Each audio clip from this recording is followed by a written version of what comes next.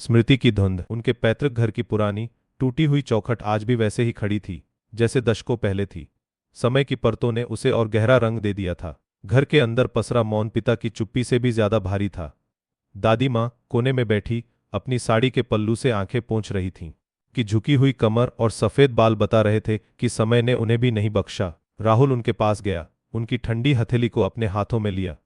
दादी माँ, उसकी आवाज में एक अजीब सी कड़वाहट थी जो शायद दुख और सालों की दूरी का मिश्रण थी। दादी माँ ने उसे गले लगा लिया। उनकी सांसों में एक जानी पहचानी गंध थी, हल्दी, देसी घी और पुरानी यादों की। उस आलिंगन में सालों का प्यार और शिकायतें एक साथ घुल गई थीं। रात ढलते ढलते घर लोगों से भर गया। दूर के रिश्तेदार, गांव के कुछ बड़े बुजुर्ग, सब अपनी अपनी संवेदनाएं व्यक्त कर रहे थे। लेकिन राहुल के कान किसी और कहानी की तलाश में थे। अंतिम संस्कार के बाद जब गांव फिर से अपनी पुरानी चाल पर लौटा तो राहुल ने पिता के कमरे की ओर रुख किया। वह कमरा जो हमेशा उसकी पहुंच से बाहर रहा था। कमरे में पुरानी किताबों और बंद हवा की तेज गंध थी। धूल की परत हर चीज पर जमी थी, मेज पर, अलमारी में, यहां तक कि किताबों के पन्नों पर भी। राहुल ने मेज पर पड़ी एक पुरानी डायरी उठाई। उसके पन्ने पीले पड़ चुके थे और किनारों से थोड़े फटे हुए थे।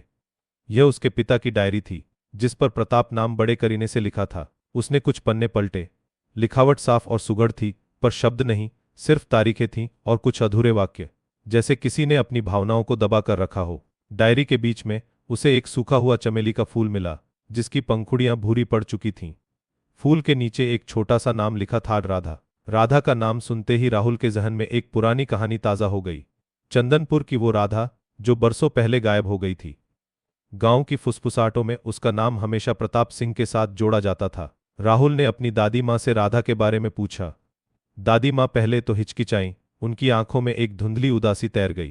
पर वो एक हवा का झोंका थी, बेटा, दादी माँ ने धीमी आवाज में कहा, यहाँ की मिट्टी से बंधी पर आजाद उड़ने वाली। और पिताजी? राहुल ने पूछा। दादी माँ ने एक लंबी सांस ली, जैसे कोई भारी बोझ उठा रही हो। तेरे पिताजी? उनकी जिंदगी भी एक उलझी हुई पहेली थी, बेटा, सम्मान और कर्तव्य की बेड़ियों में जकड़ी हुई। उनकी आवाज में वर्षों पुराना दर्द छलका। अगले कुछ दिनों तक राहुल ने चंदनपुर के हर कोने को छान मारा। उसने उन जगहों का दौरा किया जहां राधा और प्रताप शायद मिलते रहे होंगे। गांव के किनारे बहती नदी, पीपल का पुराना पेड़। नदी के किनारे उसे एक बूढ़ा मछुआरा मिला जिसका नाम किशन था। उसकी आंखों में एक अजीब सी चमक थी, जैसे वो बहुत कुछ जानता हो पर बोलता न हो। राधा? राहुल ने संकोच करते हुए पूछा। किशन का चेहरा एकाएक सख्त हो गया। उसका नाम मत लो बाबू, किशन ने रूखी आवाज में कहा। कुछ जख्म वक्त के साथ नहीं भरते, बस गहरे होते जाते हैं। राहुल ने महसूस किया कि किशन का दर्द सिर्फ एक पुरानी याद नहीं बल्कि एक ताजा घाव था। उसने फिर भी हिम्मत करके पूछा, लोग कहते थे राधा और मेरे पिताजी? लोग क्या कहते थे? मुझे नहीं पता, किशन ने उसे बीच में ही टोक दिया। पर इतना जानता हूं कि राधा अकेली नहीं थी बाबू। उसके पीछे पूरा गांव था, उसकी इज्जत के पीछे। तो तेरे पिताजी? वो भी एक दिन चुपचाप चले गए। किशन की बात से राहुल को एक नई दिशा मिली। वह गांव के पुराने लालाजी की दुकान पर गया जहां पीढ़ियों से कहानियां और हिसाब किताब जमा होते रहे थे। लालाजी ने राहुल को देखते ही पहचान लिया। अरे प्रताप बाबू के बेटे, बड़े होकर लौटे हो। उनकी आवाज में मीठी सी चापलूसी थी। राहुल ने धीरे से राधा का जिक्र किया। लालाजी का चेहरा पल भर के लिए सहमा, फिर उन्होंने एक लंबी कहानी छेड़ दी जिसमें प्रताप को निर्दोष और राधा को एक भटकी हुई आत्मा बताया गया। लालाजी की कहानी में सच्चाई कम और बचाव ज्यादा था। राहुल ने महसूस किया कि गांव एक मौन समझौते के तहत जी रहा था जहां कुछ सच को दबा दिया गया था। एक दिन जब राहुल पिता की पुरानी किताबों को अलमारी से हटा रहा था तो उसे एक छिपी हुई दराज मिली। उसमें एक लिफाफा था जिस पर राधा लिखा था। यह राधा के पत्र थे, प्रताप को लिखे गए। एक एक अक्षर प्रेम, विरह और हताशा से भरा हुआ। राधा ने लिखा था कि कैसे उनका प्यार गांव के कायदों के खिलाफ था, कैसे प्रताप के परिवार ने उसे कभी स्वीकार नहीं किया। उसने यह भी लिखा था कि प्रताप ने उसे भाग जाने के लिए कहा था, पर वह अपने प्यार को चोरी छिपे नहीं जीना चाहती थी। उसे सम्मान चाहिए था या फिर कुछ नहीं। आखिरी पत्र में राधा ने लिखा था कि वह एक ऐसा रास्ता चुनेगी जहां उसे आजादी मिलेगी, भले ही वह रास्ता कितना भी अकेला क्यों न हो। अगले दिन राहुल ने पुरानी बस्ती का रुख किया जहां राधा का घर था।